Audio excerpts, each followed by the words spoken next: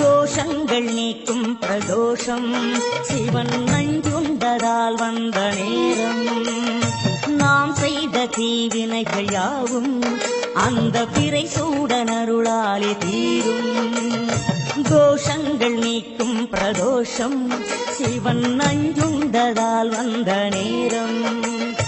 நாம் செய்த தீவினைகள் யாவும் அந்த பிறை சூடனருளாலே தீரும் நாரணன் விடையாக நந்தியின் கொம்பிடையில் சிவனாடும் நேரம் இது சிவன் வரும் சுகமான நேரம் இது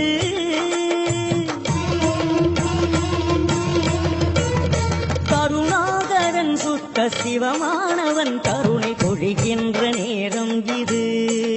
வரம் தருகின்ற நேரம்